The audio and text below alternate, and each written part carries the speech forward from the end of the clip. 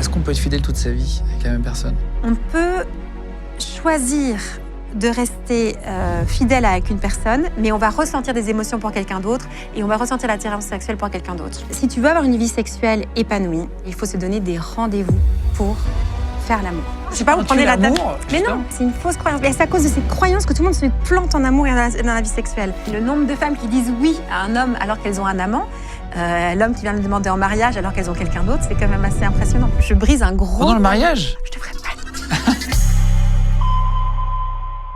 Bonjour tout le monde et bienvenue sur Légende. Aujourd'hui, notre invitée s'appelle Thérèse Argot. Elle est sexologue, thérapeute de couple. On va aborder le sujet justement sur la séduction entre les hommes et les femmes, le désir, pourquoi on a plus envie, moins envie par moment. Aborder tous les sujets importants. Est-ce qu'on est avec la bonne personne? Comment le savoir? On va lui poser beaucoup de questions à Thérèse. Et notre partenaire sur cette émission, c'est Goodvest, qui est une plateforme d'investissement dans des projets responsables. On a reçu d'ailleurs dans l'émission il y a quelques temps Aurore Jacques. Je vous mettrai le lien dans la description si vous voulez le voir après l'émission de Thérèse Argot, la sexologue. Vous verrez, on a parlé d'argent dans le couple. Elle a failli annuler son mariage à cause d'une engueulade autour de l'argent. C'est d'ailleurs un sujet important d'engueulade en couple, l'argent.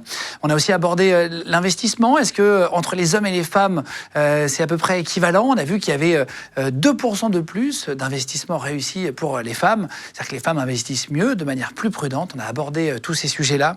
Elle a d'abord travaillé dans le luxe, puis elle est partie dans ce domaine-là pour se sentir utile en proposant des investissements responsables. Donc ça s'appelle Goodvest.